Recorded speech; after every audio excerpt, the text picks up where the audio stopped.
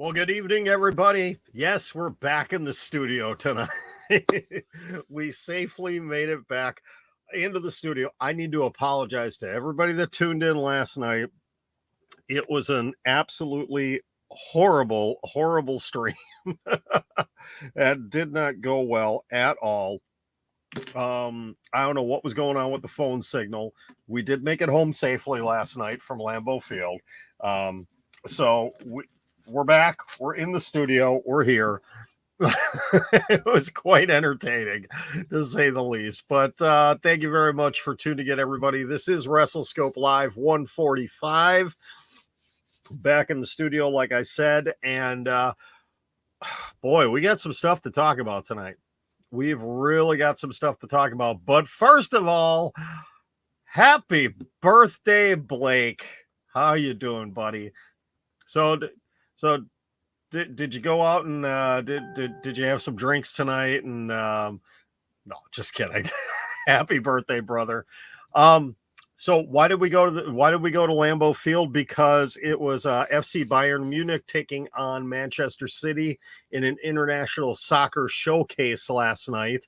And so in case you missed the whole story yesterday, I was in here, and boy, this is going to be a whole nother story. I was in here recording at 11:30 a.m. Central Time yesterday. I was in here recording the Death Before Dishonor predictions. I wasn't going to do them live. I just decided to do a recorded video, and it was supposed to go live at 12 p.m.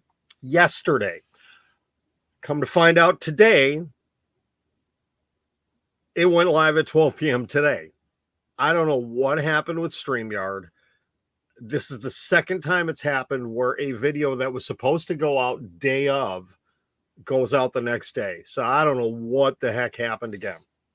But anyways, I was in the midst of recording when my wife walks in, and usually she walks through. My studio is in the basement, and it's in between where the stairs are and the laundry room. Laundry room's on the other side, and usually she just walks through, but she was literally standing at the edge of my desk with her phone. And had it been a live stream, it would have been fine, but I was in the middle of recording, and I couldn't pause the record. When you're doing stuff in StreamYard, you can't pause it. It keeps going. So I stopped in the middle, and she's like, yeah, my cousin has a pair of tickets for the soccer match tonight. Do you want to go? Like, well, yeah, I was thinking about it. Like, they were dramatically cheaper than what the going rate of the tickets were. Like, yeah, we're going to go. So plans for, I had planned on, going out and doing some of my side job stuff, and then by 6 o'clock being home, and was going to watch Death Before Dishonor. Well, obviously that wasn't going to happen because we had to take the 2-hour drive up to Lambeau for the game last night, which I'm glad we did. It was quite the entertaining evening, to say the least. We had storms roll through Green Bay, Wisconsin last night. There was 2 lightning stoppages during the game. Made it very entertaining, but we had a blast. But yeah, that's why, for one, I did not get to watch Death Before Dishonor live. And 2, that's why I attempted to go live on my phone last night in a traffic backup. Normally I would not stream live on my phone, but we were literally doing 2 miles an hour. So I figured I could very easily do it. All right, we got a whole bunch of birthday wishes going out for our buddy Blake here. From DeRich and Lucas and Ralph and Louie. Everybody wishing a happy birthday to Blake. Ooh, cards, shoes, and $208. Yeah, he's rolling in the money. He's rolling. What? Oh, sorry.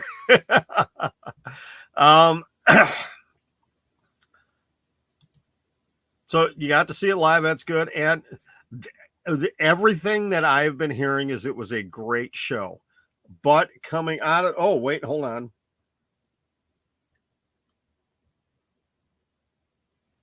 So Trey, we'll get to that in a little bit. And Rob, I think you've clicked on the wrong channel. If you want that, there's probably other lives going on down the stream. So if you want to check that out, Patrick, hey man, long time no see. Marcus, I didn't get to sleep until 2 a.m. and it was up at 7. So I kind of feel your pain, man. Wow, Louis gave it a 10 out of 10. That's great, man. That is great that you had great viewing figures. All right. So yes, we're going to talk the Gresham news. So we've got two things. Fightful Select broke the story earlier today, and they had an update. So yeah, Jonathan Gresham, it looks like he is done with Ring of Honor and AEW. He's only been with the company for a couple of months. Fightful Select learned that the now former Ring of Honor World Champion requested his release Saturday ahead of the pay-per-view, ahead of the show. He did obviously lose the championship.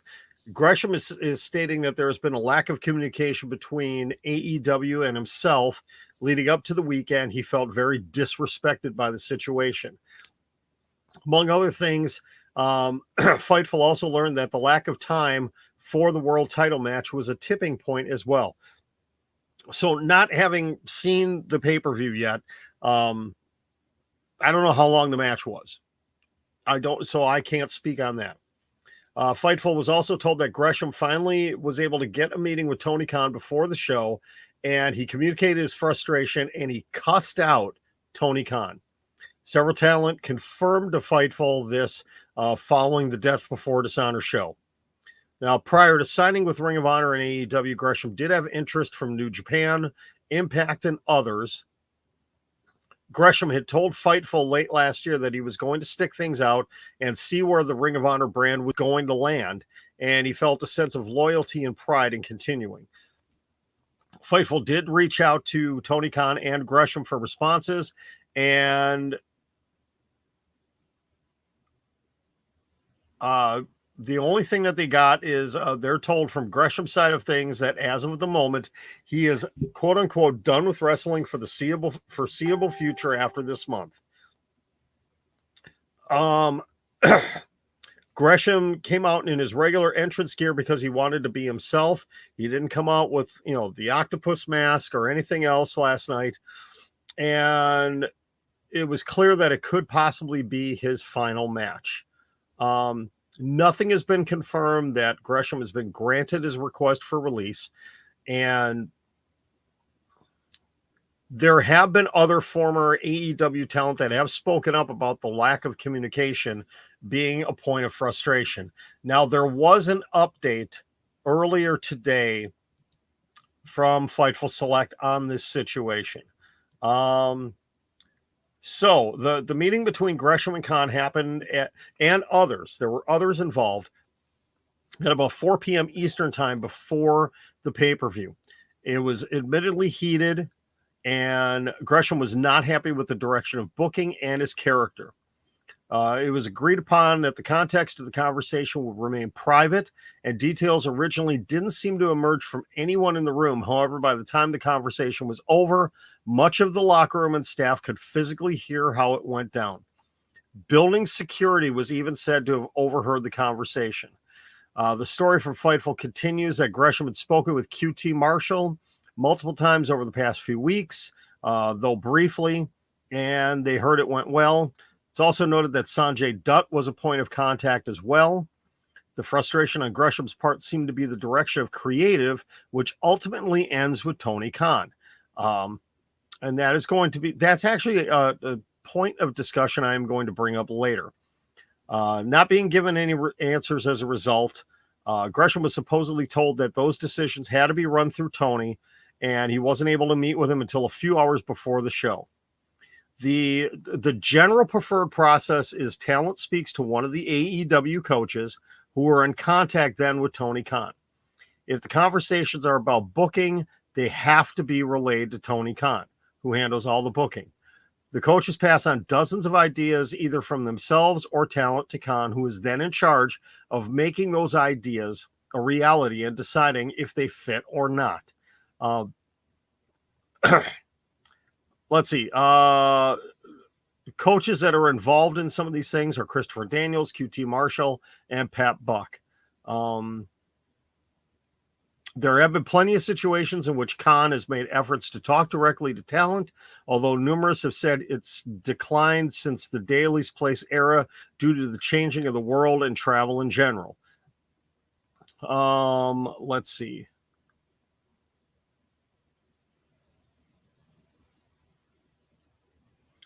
Here's a big one right here.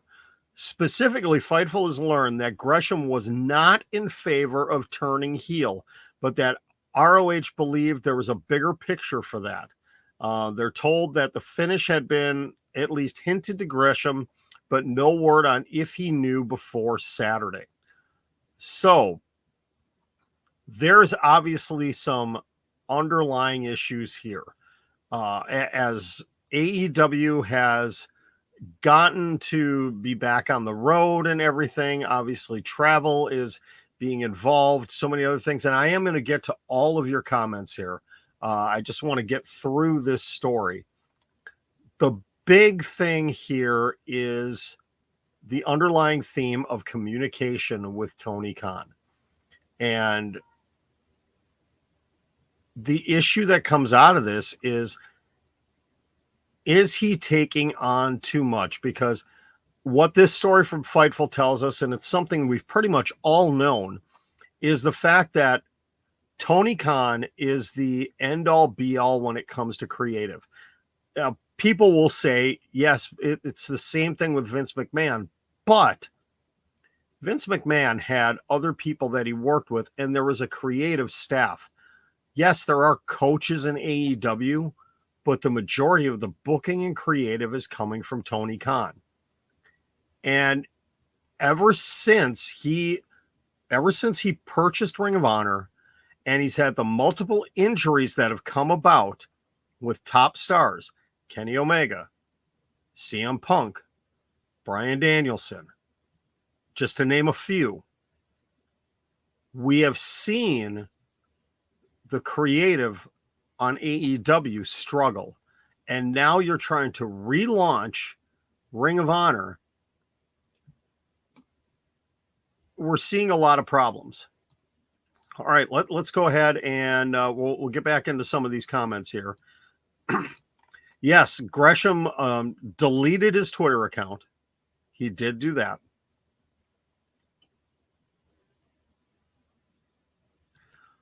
I believe Jonathan Gresham's last dark match was actually shown this last week.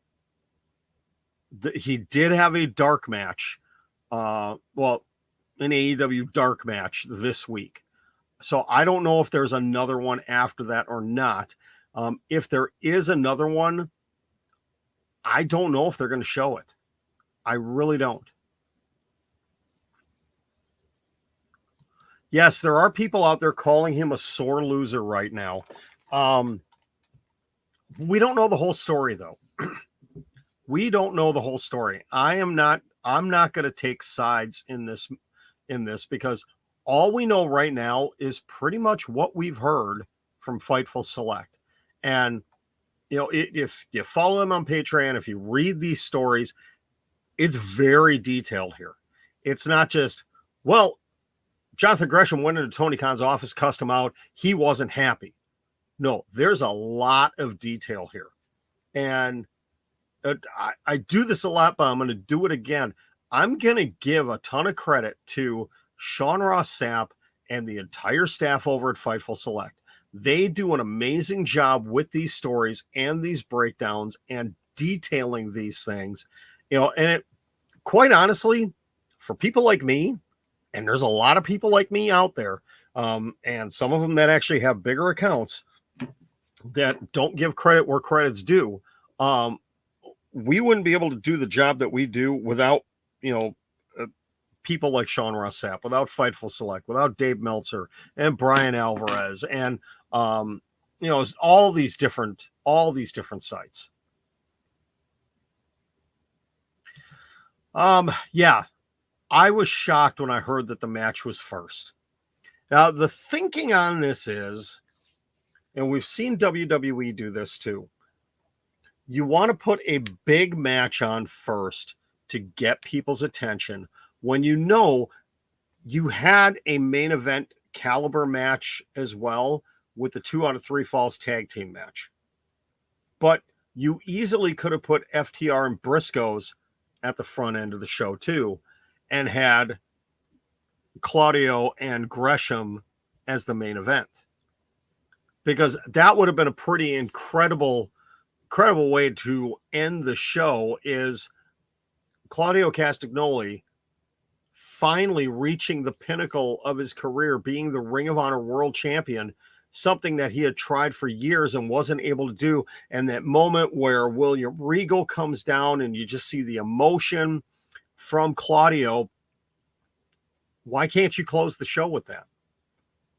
But maybe with what happened in that earlier meeting, Tony Khan decided, listen, we're putting you on first. That they just wanted to get Gresham out of the building. I don't know. I really don't know. Rich, we're going to get to that other stuff too.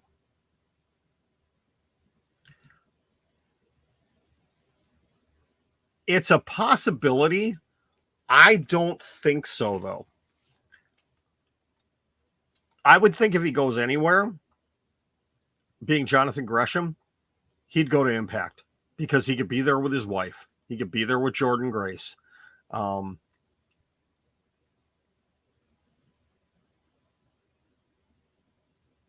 have seen on Twitter today that, people are jumping on her now, about her attitude and everything else. Well, it's because she's married to him that she's got the attitude she has. Listen, if you don't know them personally, if you don't work with them, shut the hell up. Okay? Seriously? Like I said, I am not taking sides in this matter. I can understand Jonathan Gresham's anger. I don't think he's been booked all that great since he came back. Since he was brought in. I really don't think he was booked good at all. And the heel turn was shocking. And not in a good way. But, it led to, Gresham versus Claudio, which, okay, hey, I'm good with that. That I was excited for that match. Putting him in the position he was in, though, with Tully Blanchard Enterprises, which we'll get into that in a minute, too. I don't know. I just don't think, I talked about this during the prediction stream, is this was a match that could have very easily could have been booked better, heading into it. There really wasn't a lot of build for this. We had a lot of build for Samoa Joe and Jay Lethal, though that wasn't great either. We had great build for Mercedes Martinez and Serena Deeb. The build for FTR and Briscoes, you didn't really need to do anything. I mean, you just put those names out there. You don't need to build for it. People are going to want to see that match. But yeah, the world champion was not built up very well going into this match. And I think a lot of that falls on the shoulders of Tony Khan. It really does. I'd say the majority of it falls on his shoulders. Okay. And then, yes, the other story that we have coming out, which was not good either. And this also coming from Fightful Select, Tully Blanchard was not at the show last night. He was supposed to be, his Tully Blanchard Enterprises was supposed to be there. But yes, out of nowhere, Prince Nana and the embassy purchased him. Where that came from, I don't know. It came out of nowhere. So, as Fightful states here, on the Death Before Dishonor show, Tully Blanchard Enterprises leader didn't appear with his stable, and it was later revealed in a storyline that Prince Nana had acquired the group. Fightful did learn that Blanchard was not at the show. There were mixed messages whether he was outright missed his travel or there was confusion surrounding his travel, but Fightful was told that Blanchard's prison ministry group was cited as the reason he wasn't there. That's something he's very active in. Outside is prison ministry. Talent and staff in Ring of Honor that inquired were told that Blanchard is effectively gone from the company and isn't figured into plans moving forward.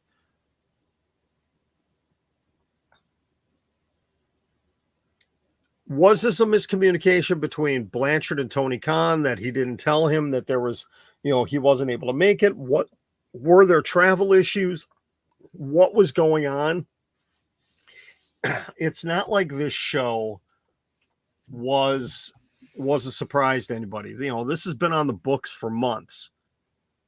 And, if Tully Blanchard had a previous commitment, hopefully he did express that to, Tony Khan and others involved.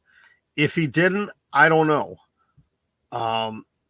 This is a bizarre situation too, that, we first see an appearance of Tully Blanchard Enterprises, and then we don't see him for a while, and then all of a sudden they come back, and now he's gone again, and you've got Prince Nana who just buys the group. And I don't quite understand it.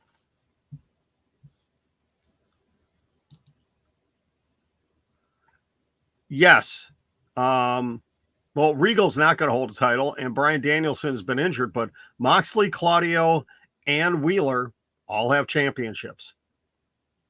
They all have championships. It's possible Danielson could be back this week. I don't know. So DeRich is asking a question about prison ministry. So, yes, there are multiple different ministries out there that what they do is, one I'm familiar with is Prison Fellowship, that they go into prisons and they preach the gospel message to the prisoners. And a lot of times they will go into maximum security prisons, and talk to these people and try to change their lives, even if they're lifers, even if they are. So I'm gonna pull up some information here, because actually I am curious what prison ministry he works with.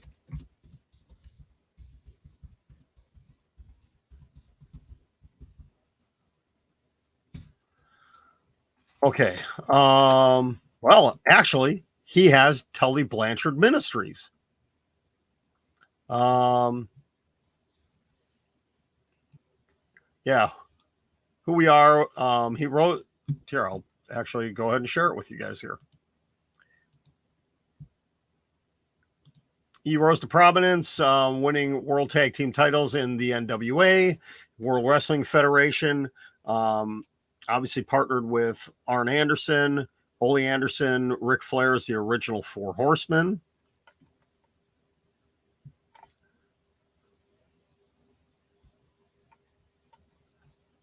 Kind of not the greatest website either, to be perfectly honest. Let me see if there is.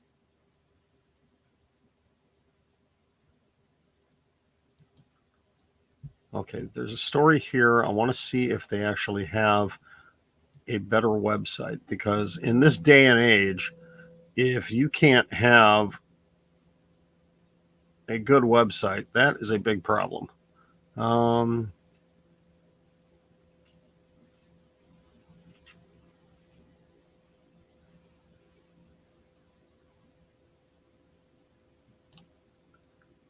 that might actually, well, let's do this.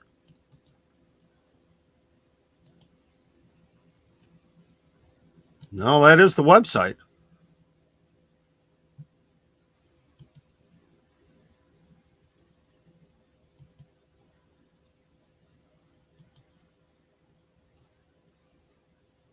Oh, it's through International Network of Prison Ministry. So it's actually a side website from International Prison Ministry. So, oh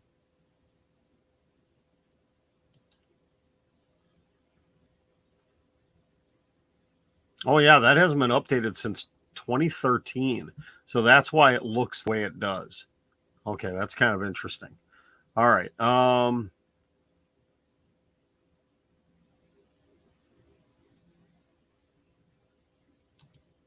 Okay, Danielson's back this week. Danielson and Garcia. Wow. Well, dude's stepping right back into the fire with that one, isn't he? Holy smokes. He ain't messing around. Very interesting. And we get Roosh and Moxley.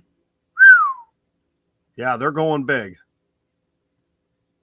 They're going big. All right. So, yeah, it appears that Tully Blanchard is gone now, too. And my thought process on this is very concerning. This is extremely concerning. Oh, hold on a second. I got to get caught up.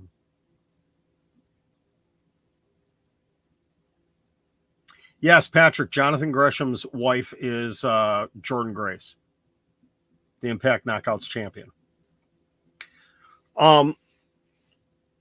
This talk about the lack of communication with Tony Khan is very concerning, because we're starting to hear more and more stories of past AEW wrestlers and now Ring of Honor wrestlers that were not happy with the level of communication. Now, some people could say, yeah, it's sour grapes because they're not there anymore. But if there's consistency to these stories, you almost have to take a little bit of take some value in those. And the big concern, I was thinking about this as I was driving today. The big concern is, as Tony Khan is attempting to relaunch the new Ring of Honor and build up AEW with the returns of Bryan Danielson and Kenny Omega and CM Punk, getting it, Adam Cole, all that, getting all that going. Is he spreading himself too thin? We've seen the story multiple times, not just from Fightful, but from other reputable sources, that all creative runs through Tony Khan. Everything runs through him. He does the booking, he does the creative. And like I said, you can't have the comparison between him and Vince McMahon, because Vince McMahon had Bruce Pritchard. He had a team of writers. He had a whole bunch of people involved. Yes, he was the final yes or no on things, but he had other people doing planning and booking. He had producers for matches and everything else. Tony Khan doesn't have that right now. He is one man trying to do all of this. He's spreading himself too thin. And now, with Vince McMahon stepping down from WWE, Triple H, Nick Khan, and Stephanie all taking larger roles here. And all three of them are looked upon very, very kindly by current WWE staff and performers and past WWE performers.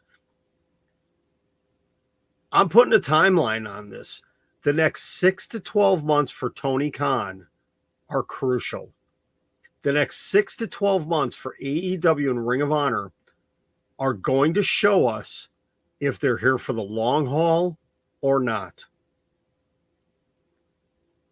He has got to make some changes. He has got to bring in some other people or trust other people to not just be coaches, but help him with booking, help him with storylines. He's got to release some of the reins here. He can't be the end all be all for everything, because we've already seen problems with the booking. And like I mentioned earlier, ever since he bought Ring of Honor, let's just go back and take a look at the last, 4 or 5 months. Yes, you've had a lot of major stars injured, but we've also seen a lot of problems with storylines or lack thereof. Look at the AEW women's division. And let's not forget about this whole MJF situation too. We haven't talked about him. That's the big 800-pound gorilla in this whole situation too. Tony Khan has got to get this figured out really quickly, or a retooled WWE, which it's going to take them 3 to 6 months to get things switched around.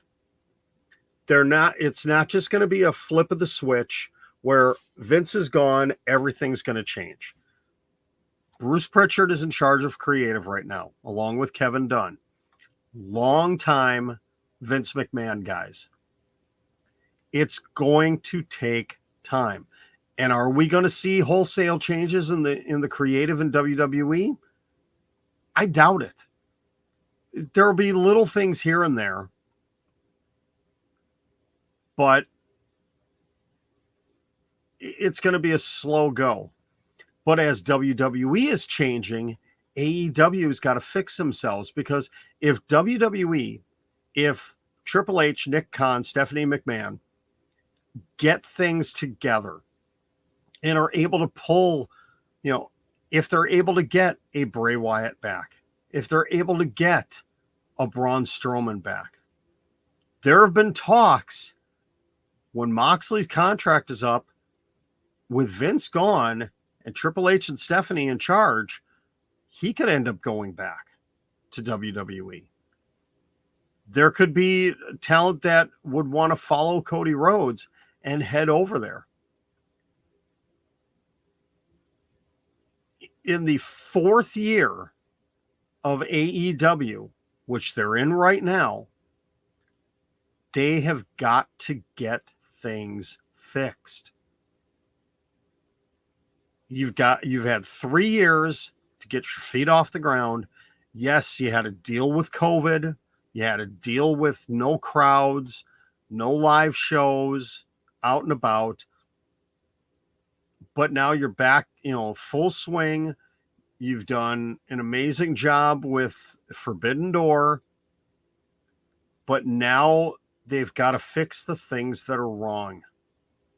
And the first thing it comes down to is Tony Khan he's got to trust some of his people there and let loose of a little bit of the power.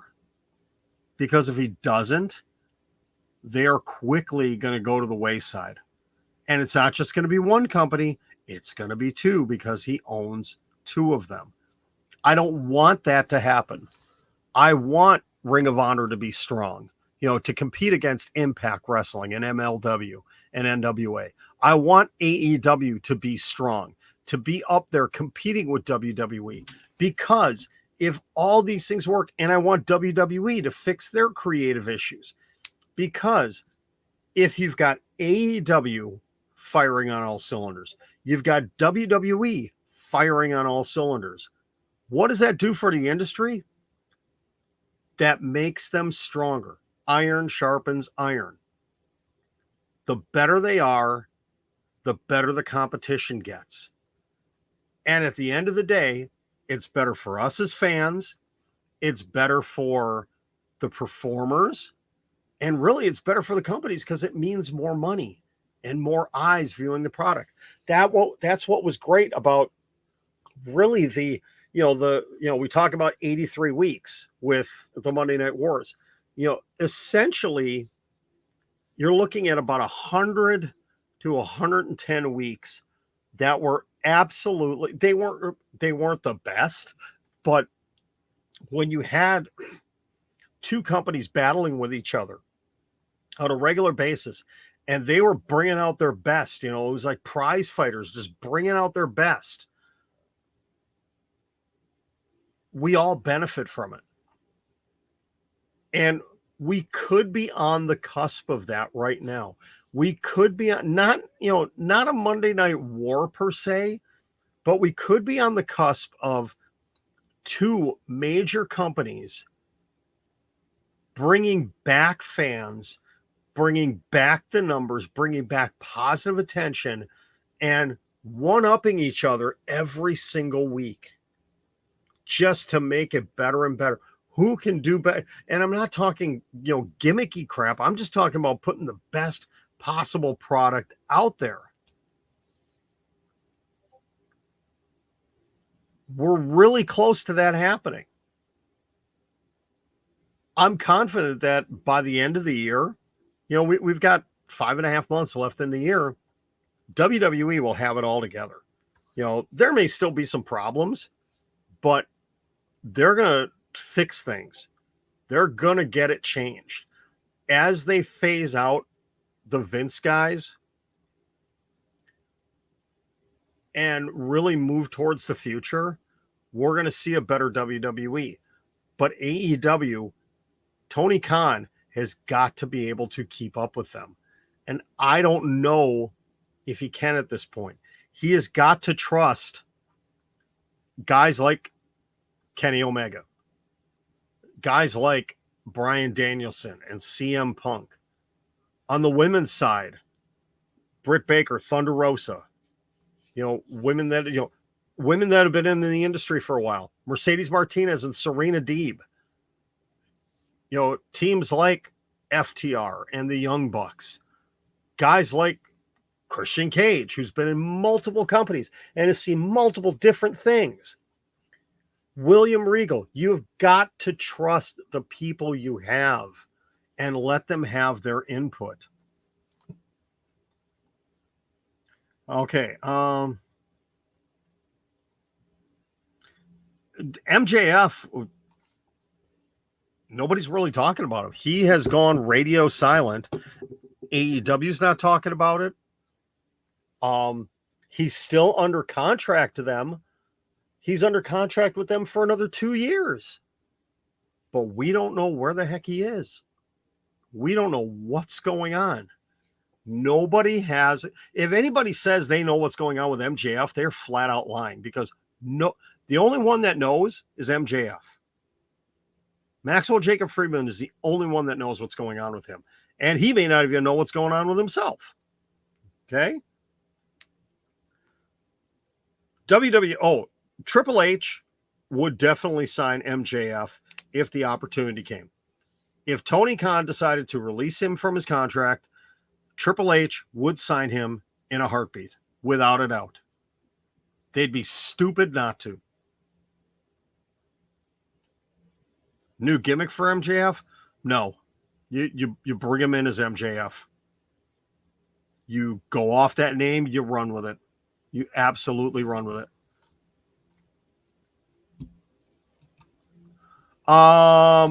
Derich, Ivelisse will not be going back to AEW. There were issues with her.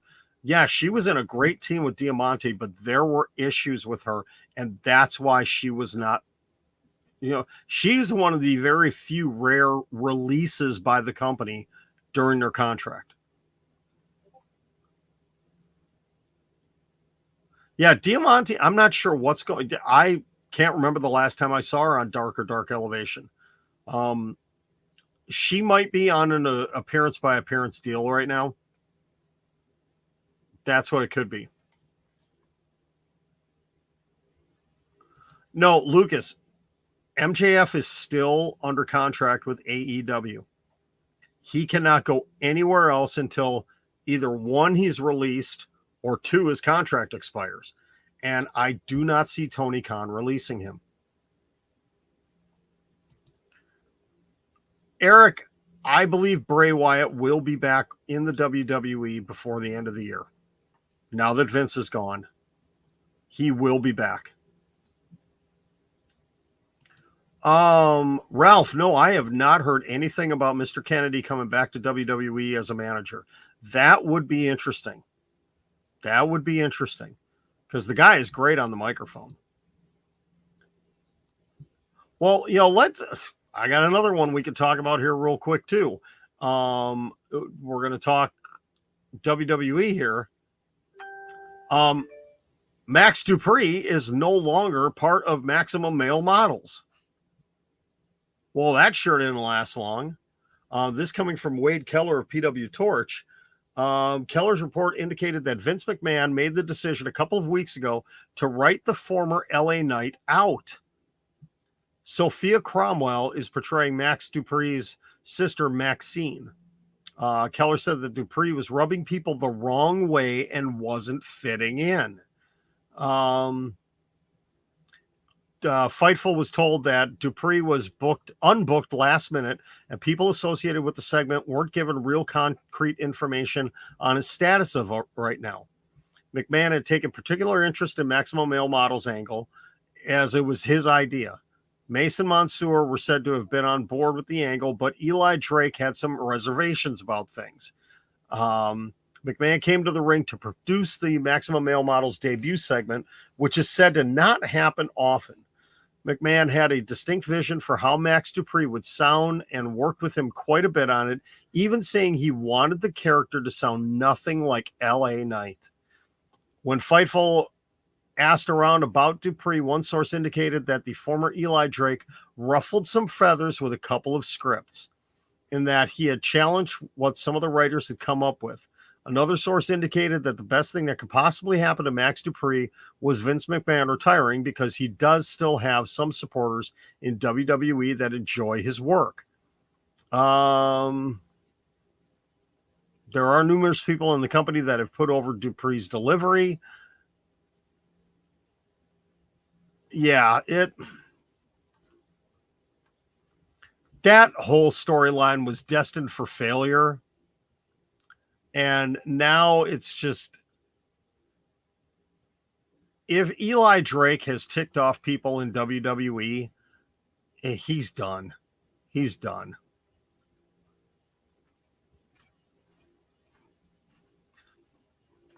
No, the Eli Drake gimmick will not return. No. I think when the next set of releases come up, we will see LA Drake, LA Drake, Max Drake, LA Dupree, whatever you want to call him. He's going to be released.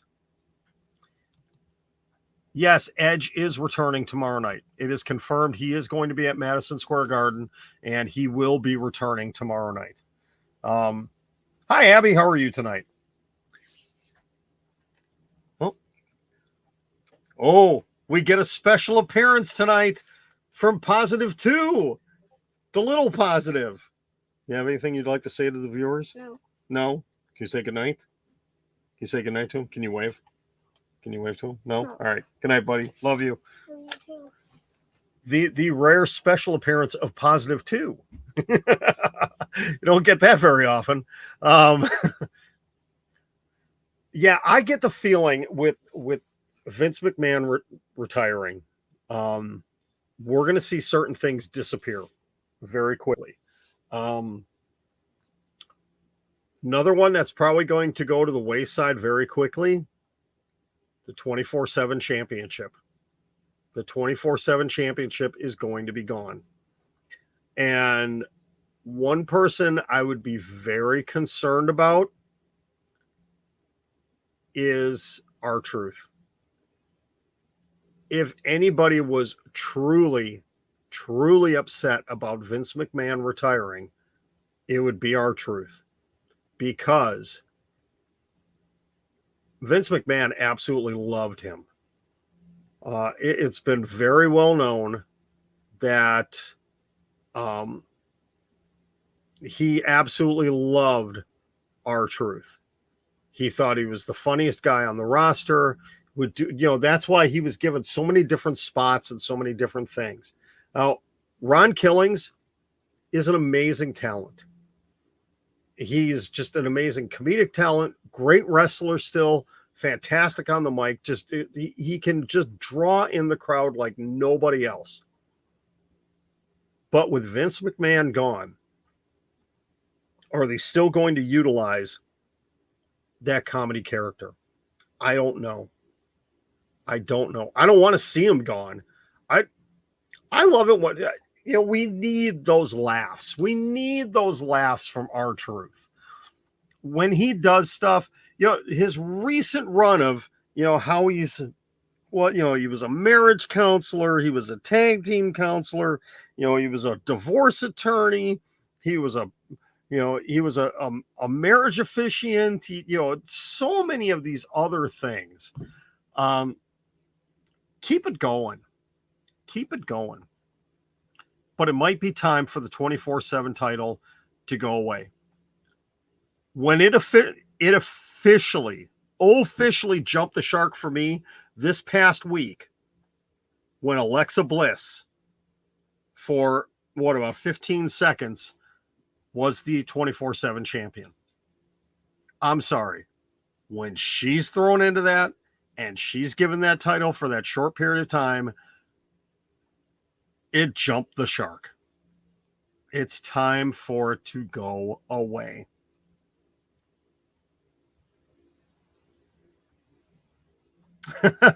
Hey, CJ, how are you? Trey, the man of a million questions. What do I think happened to the women's tag team titles? I think the WWE women's tag team titles are gone. I think they're gone. The NXT tag team titles are not. Because if you go onto the NXT website, Roxanne Perez is listed with vacant as her tag team partner. So Roxanne Perez will show up with a new tag team partner, possibly as early as this week.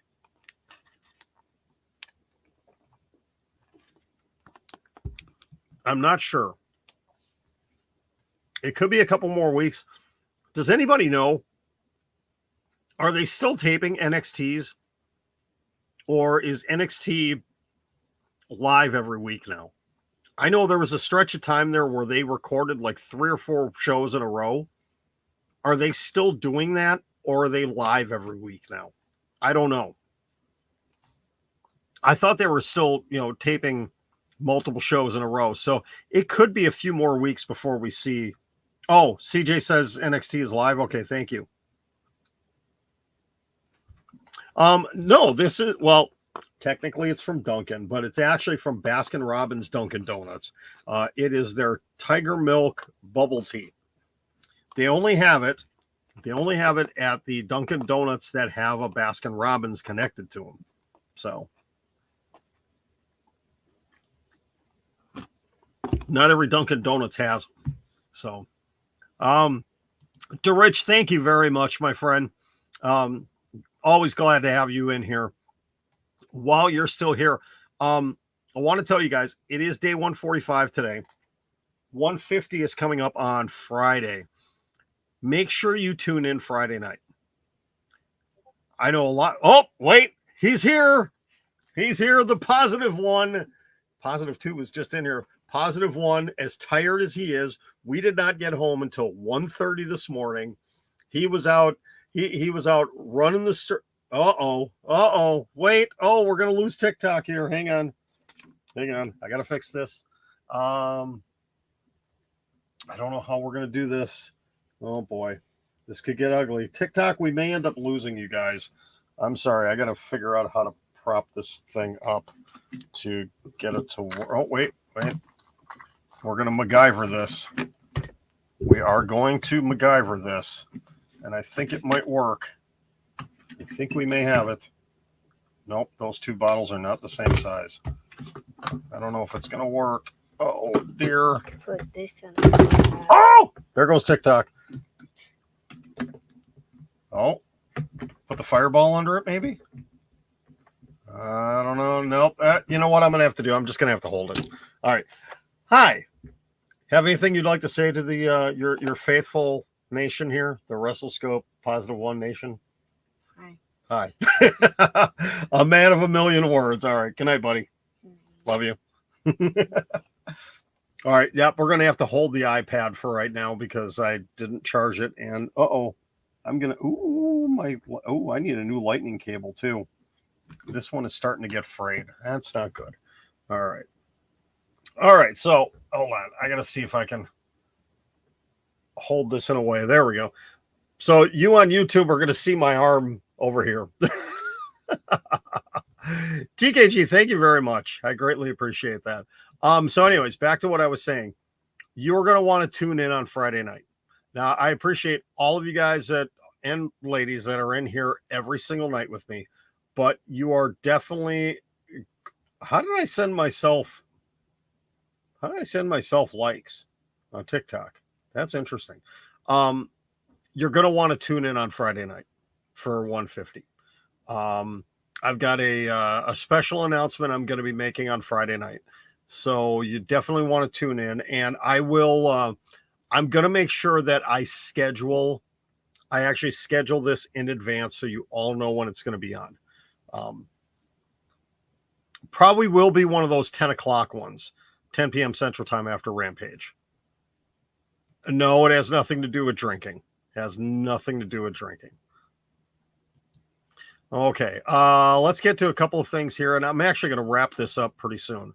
How do I see Edge returning tomorrow? I don't know. He's going to be involved with Judgment Day somehow. What I'd like to see is those teaser videos again a couple of times. You know, have one or two more new teaser videos, one maybe at early on in the first hour, another one second hour early on, and then early on in the third hour, that's when he comes back. Okay. Let's see. Yeah. Nobody, Lamar, you're right. And welcome to the channel. Nobody ever says anything bad about R-Truth. Everybody just loves him. As long as Lashley's got the title, he's not, he doesn't need to be in any major championship things. Let him continue to do what he's doing. Okay. And hold on. Yeah, +2 might turn heel. Of anyone, it would be him. And thank you very much. Thank you very much, Ralph. +1 is the same age as -1. All right. So Louis, we got a Louis update here. Busy week, Tuesday, Wednesday, Open Wrestling Day training, Friday and Saturday. Going to see Newcastle United play 2 friendlies. Oh, but we just saw FC Bayern and Man City. Man City looked pretty doggone good last night, man. CPW's 5th anniversary Sunday night. Hebburn Slam. Hello, we the ones. I saw you there. I saw you there. I'm sorry, it's such a weird angle tonight, and it keeps moving because I have to hold the iPad. And I'm gonna have to. I know I got another lightning cable around here somewhere. Oh, actually, I think I see it right now. I got no way of moving this. Really? Lashley's the only wrestler to beat Reigns, Lesnar, and Goldberg. I did not know that. That's an interesting one. I like that. I like that. All right. Gonna go to the Twitter here real quick to see if there's any big updates we need to know. Yes. Wow. Yep, it was confirmed. I forgot who mentioned it here. Jon Moxley defending the Interim World Championship against Roosh. That's going to be an incredible match. Boy, I can't wait for that one. Let's see what else we got here.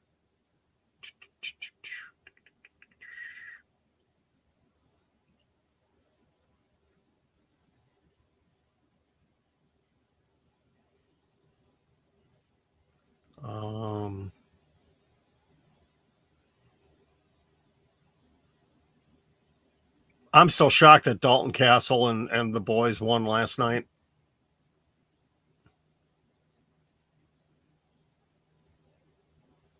Yeah, Danielson and Garcia. That is a great comeback match there. I love that. They are stacking it hard.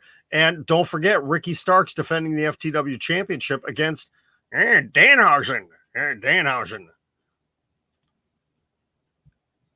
Am I going to have a meet and greet? For what? Where? When? Or are you talking about Louis? 11 pounds for ringside. Man, that's a good deal. That is a good deal. Yeah, Dynamite is already shaping up to be a great show this week. Just with three matches announced already. Oh, Thunder Rosa, Miyu Yamashita for the AEW Women's Championship. Yeah, remember Yamashita, she won a contenders match against Thunder Rosa in Japan. I don't think so. I don't think Thunder Rosa is going to lose.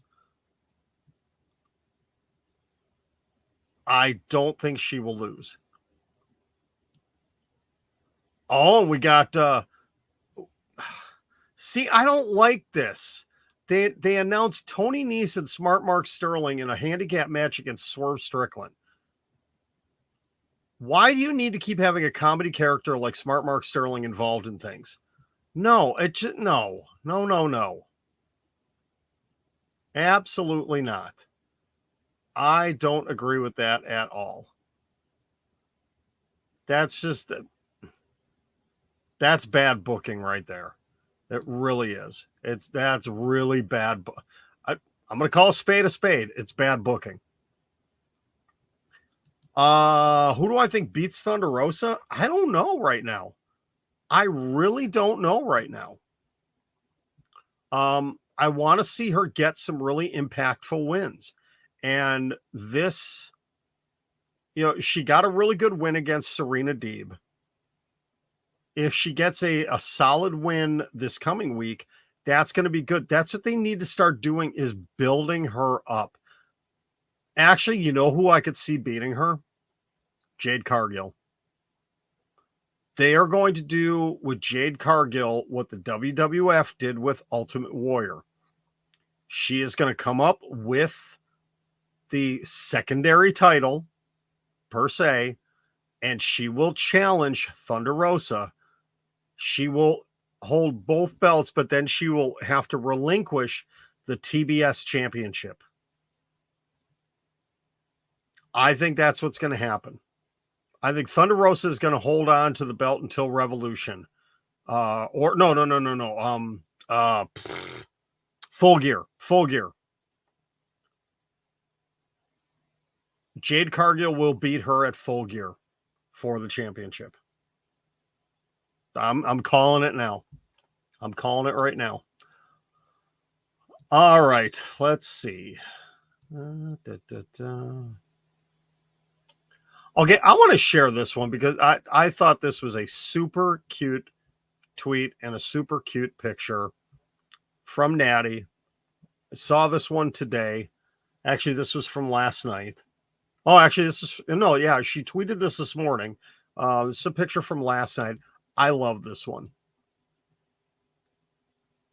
Last night with these beauties in Bridgeport. That is just a sweet picture right there from Natalia. I love that one. So I wanted to share that one.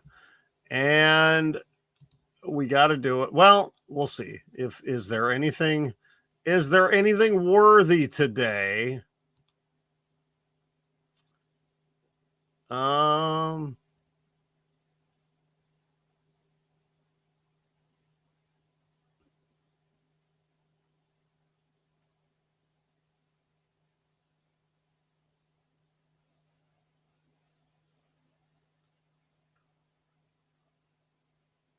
Actually, you know what? We're not going to do one today because there's nothing really good. We're not going to do one today because just not thrilled with what he put out today. All right. Yes, I think Punk will beat Mox when those two go one-on-one. That's if Moxie has the interim title. He may not have the interim title. We may get surprised by something there.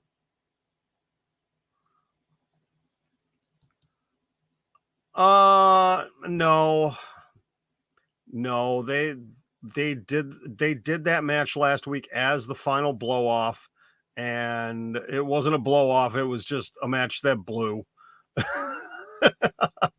Quite honestly, I'm just going to, again, call a spade a spade. The match blew. It truly did, which is disappointing. I had higher expectations for that match.